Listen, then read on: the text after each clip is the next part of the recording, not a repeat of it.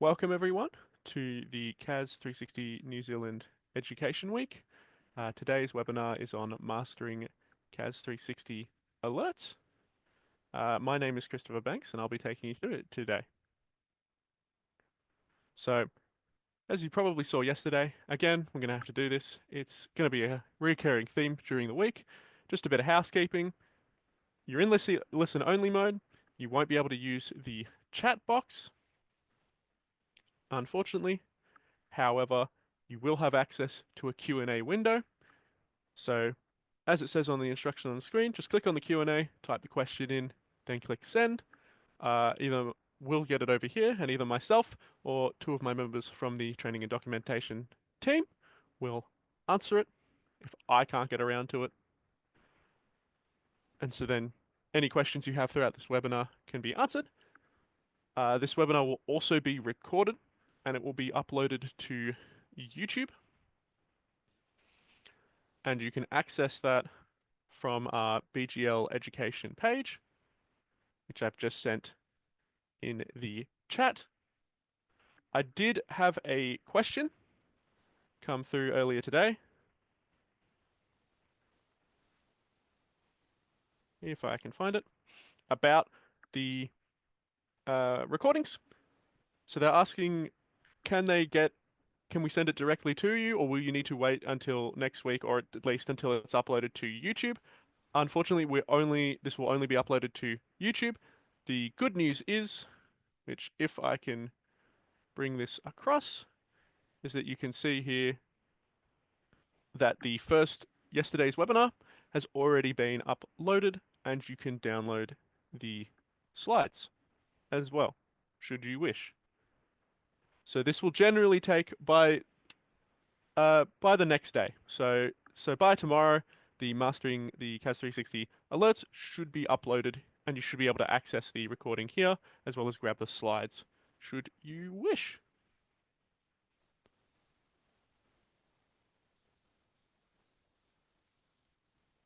Okay, so as you all know, if you were here yesterday, uh, we've already gone through streamlining the annual return process. If you missed it, as I said before, I've posted a link in the chat. If you've joined a little bit late, so you missed the time when I posted the link, just put in the Q&A asking for the link to the BGL education page, and my other two training and documentation team members will be happy to send that to you. Today's webinar is obviously on mastering CAS 360's alerts, but tomorrow and Thursday on integrating, well, tomorrow's on integrating AML and CDD processes with the BGL ID. Thursday we'll be going through share transactions, and then on Friday we'll be going through named reservations to companies' registrations. And these will all be at 12 p.m. for you guys. And as mentioned, that BGL education you can enroll if you want to catch it live. Otherwise, check back after a day after it's happened, and you should have the recording there for you. So, as if you were here yesterday, as Nick may have mentioned, this isn't super applicable for a lot of you guys in New Zealand. However, we have been going through the past month, going through all of our other products, and there are at least 5 or so webinars from the CAS 360 like Australian sessions where they were applicable to anyone from New Zealand. So if you missed any of them, they are the 10 a.m. EDT times. The 3 p.m. ones were all essentially Australian exclusive. So if you want to go back to any of them, if one of my fellow team members could grab the Australian education link and chuck it in the chat, that'd be awesome. And Simple Fund and Simple Invest isn't super related to any of you guys, but if you just you were curious and maybe wanted to look at a single one of the videos, they will also be on the link that hopefully one of my members will send soon. If not, I'll send it at the end of the session. So, on today's agenda, we're going to be looking at the annual returns alert. Then we'll go look at the live and health check alert as well and go through what each part means and how you can best use it. And then we'll have a look at the AML/CDD Compliance Alert and see what each subheading means for that. Depending on how much time we have, I may go through the labels as well. I did discuss that Thursday in one of the On the Reports webinar. However, if you missed it, I'll go through it again, depending if we have time or not. So, when you log into CAS 360, we're brought to the company screen, and on both on the left-hand side here, you have the alert filters, but also over here, you have the alert little icons here. Basically, if you come into CAS 360 and you immediately see a company with a different colored alert icon here, that means there's something up with this company. You can see here for Chocolate Happiness Limited, they're all grey. So currently there's no issues with that company that CAS has picked up. However, if you were ever curious to know what each color meant, you can mouse over this little question mark here, and it will go through and explain what each alert means and what you would need to do about them. However, I'm going to also go through them all now anyway. So if we come over here, we're going to click expand on the annual return alert. It's going to filter down only the companies that have the annual return alert currently active. So you can see that Chocolate Happiness Limited is now gone, as it was completely fine. So we have a couple of different subheadings. So we have annual return due. All that means is the annual return due date is currently due within this month. And so the alert will pop up as green. If the next one, if it is upcoming, that means it'll be the annual return is due within the next month. So you have a bit of time for like berries galore. We have a little bit of time. You can see that hasn't been processed though since 2021, so it's actually overdue, but should soon be. We'll soon need to look at it. Then you have the next heading, which is date passed. So what that means is the return is now overdue. That's gone past that month that it was due in.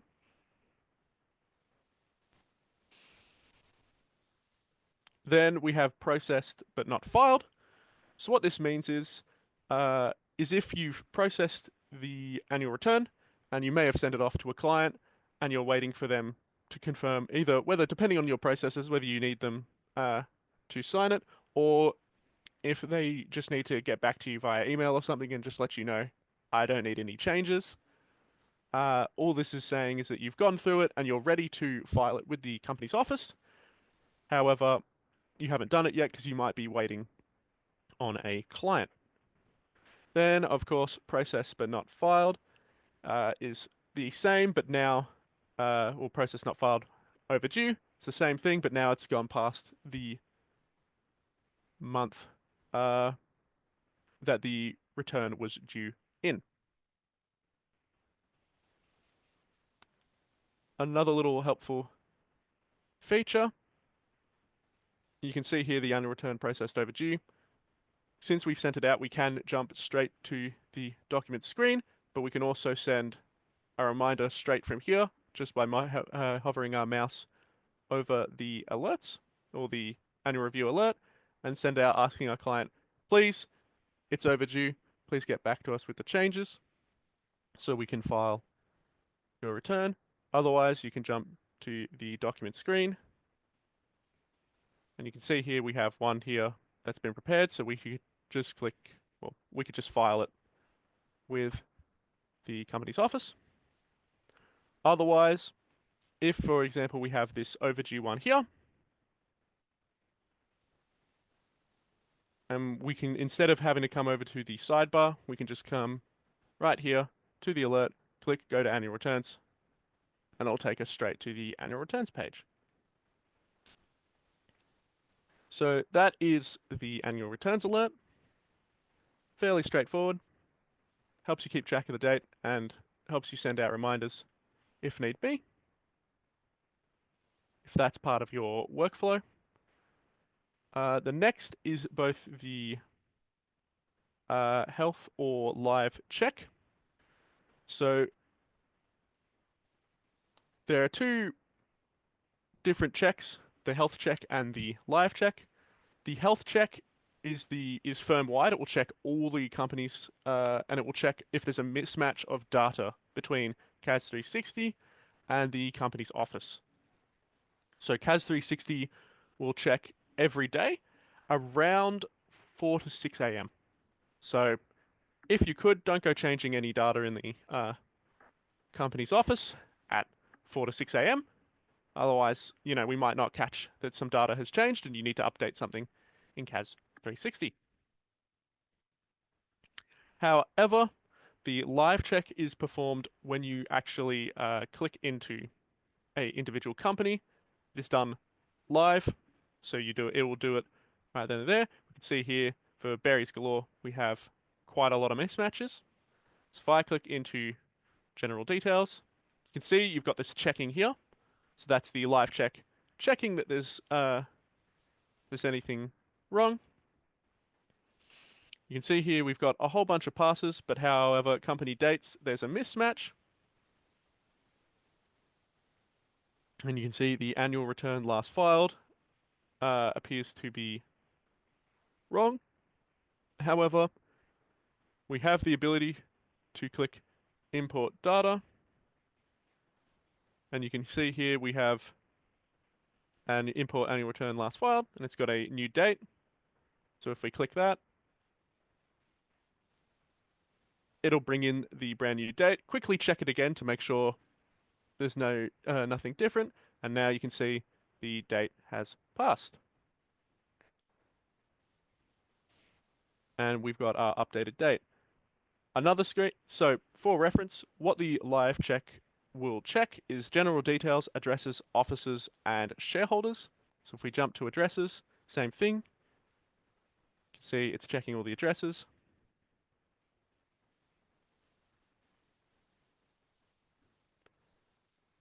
Here. And we have a whole bunch of mismatches. So the same thing here. Click import address. You then select it and import it directly from the company's office.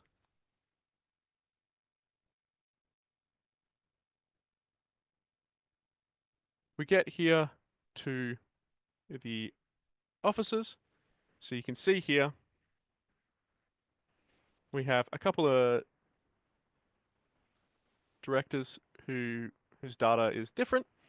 We also have a couple of directors that is currently within the company's office. However, it's not within CAS 360. So you would come here, click import, and you could import it again directly from the company's office. If we want to see what's wrong with Blueberry, we can click to see the one error. So we can see there's an email that's not found in the company's office, and we can see that they have resigned.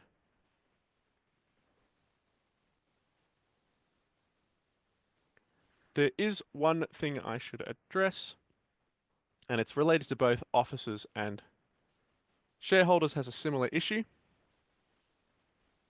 but it's slightly different. For officers, if you have a member that has, like, for example, an address change, don't click import data for that address change.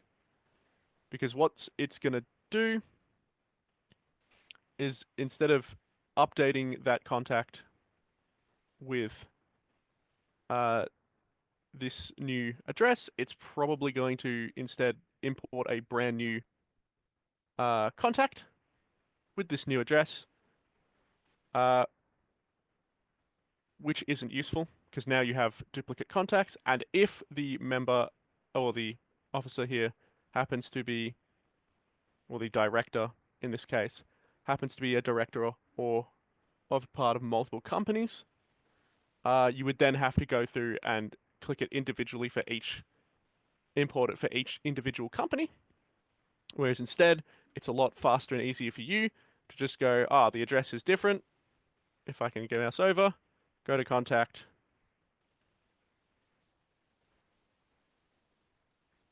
update the address. The benefit of this is that it will update for all the different companies. So if there's anything like one of the, for the director hasn't been updated for one of the companies in the company's office, it will pop up with a issue in CAS when it does the live check for that company or does the health check. See, by the next day, you'll see that one of the that hasn't been updated, so you can go and update it then.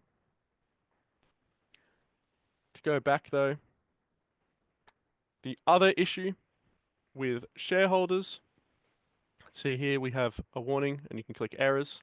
See all the different errors. The main issue with the shareholders is that the company's office only maintains the current balance of the shareholder. So if we were to come here and see that we've got 10 shares issued here, but only 9 in the company's office, and then we click import, it's going to wipe all the history we have for Marcus Miles and just replace it with the shareholder balance, which isn't good. If it was, let's say, a cancellation, that would not be great. It's the same thing as well for Ryan Miles. Here we have, well, actually, that's not a good example. Here we are, Cherry Rose. That's the one I want. So we've got a whole bunch of data here in the company's office. However, there's nothing in CAS 360.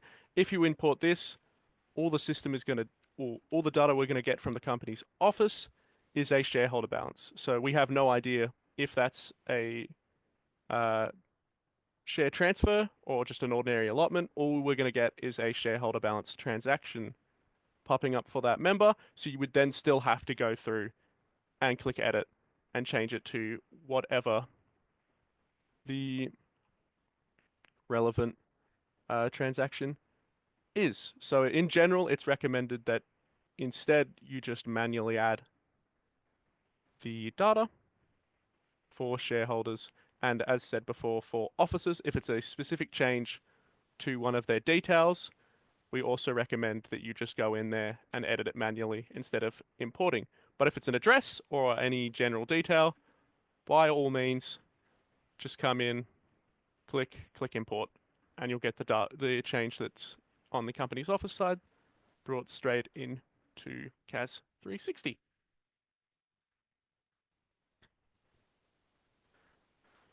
Which then leads us to the final alert, the AML/CDD Compliance Alert. So you see we've only got one company here. So what each of these different little subheadings mean, if you've got compliance documents required, it means you've entered in some of the compliance data necessary. However, you need a supporting document that needs to be uploaded to confirm this. In this case, we don't have a single company that has that in our firm here. We then have compliance review required. There's a date entered into the system when you first complete the compliance review for it to then go back and check at a later point for when you need to review that all the compliance details are correct. And once that date approaches, the compliance review required alert will activate, letting you know that there's an issue that you need to look at. The contact identity document expired means one of the supporting documents you've uploaded, for example, a driver's license, has now expired, and thus you'll need to upload the most current version of, in that example, driver's license. And then the compliance alert essentially just means if there's more than one of these alerts here for that company, it will then light up with the compliance alert showing that there's several issues that you need to address for that company. So we can see here for BGL nominees training limited, if we mouse over the alert, we have the compliance review required. It's overdue. And we can also see that the driver's license for John Brown here has expired. And similar to the annual returns, and I guess also for not that, the health check, if you mouse over for any of these alerts, you have the option to jump straight to the relevant screen. So if we click go to compliance, this would lead us straight to the compliance screen within a company, and therefore we could start going through and meeting the compliance requirements. However, I'm not going to be looking at this today, as that is what Sajol will be going through tomorrow in the integrating AML CDD processes with BGL ID.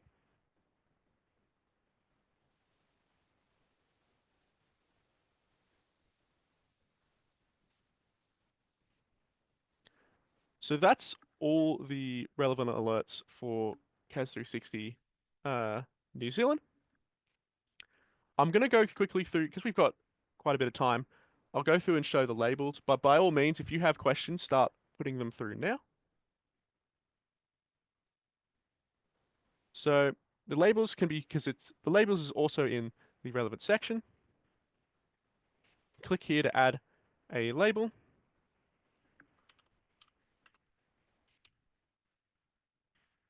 So we type that in, on whatever our label should be, and we click add label. So now we have a new option, manage labels, because we've actually got a label here. And you can see we have this label here. If we click it, nothing's going to show up because we haven't added one yet. So what we can do is we can come to here, for example, berries galore. Come in, select the label here, and you don't have to just add them here. We can type one in, a brand new one here. But for example, we can select may return and attach that to berries galore. We can again go through and attach that as well. Now, if we click may return down here, it's going to filter only the companies that have got the may return attached to them, a label attached to them. You also have the option here, if you realize, this is a silly name, or I wanted to change it to something else, you can click the manage labels, click on the label you want to edit. You can edit the label name here.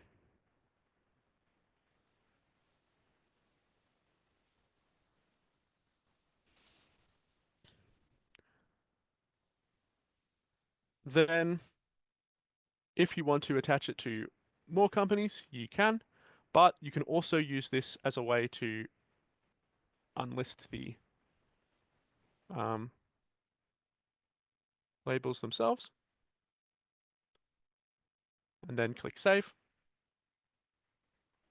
The major benefit, for example here, for may return, if I just wanted a report that I knew all these returns were going to be coming up and coming, and it's April, and I want to generate a report, I can just come through here and return listing.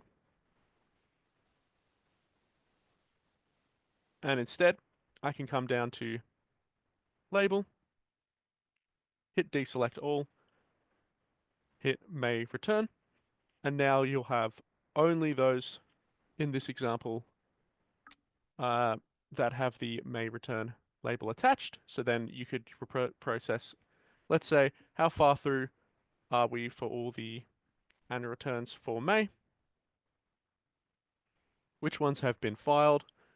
Which ones are we still processed and they're out with the client, but they haven't gone back to us? Which ones have we not even started? So you can use it like that. If you have like quite a few more companies than I currently have in this firm. You could also add labels relevant to whichever individual is currently managing those companies. So that way, if they just need to generate a report that shows their companies similar, if they've been processing a few annual returns in May, you know what, I'll show it through. We'll do just really simply.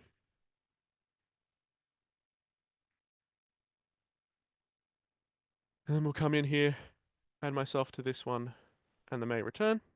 So let's say we're in May again, need to see which returns were processed, come down to the labels, deselect all, and then say I want the May returns, but also I only want the ones, or I just want the ones that I'm going to be looking at. You can just select that here, and then export that report as either a PDF or Excel.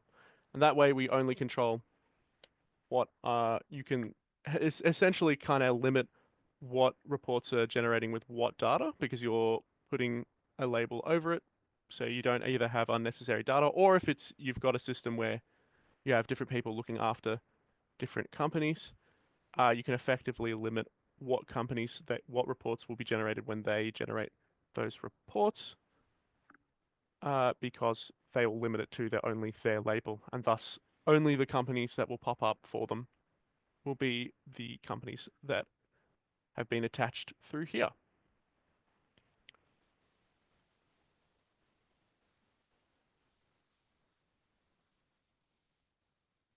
Go through, remove all these,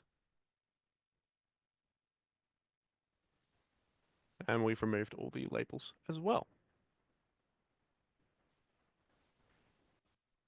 That brings us to the end of the webinar. If you need to reach out, you have all the details on the screen here. I can see there's one question left, but one of my colleagues is currently answering it, so we'll give some time to let them finish. Of course, as I mentioned, there is the Q&A box. If you do have questions, feel free to send in a question. We'll just spend a couple of minutes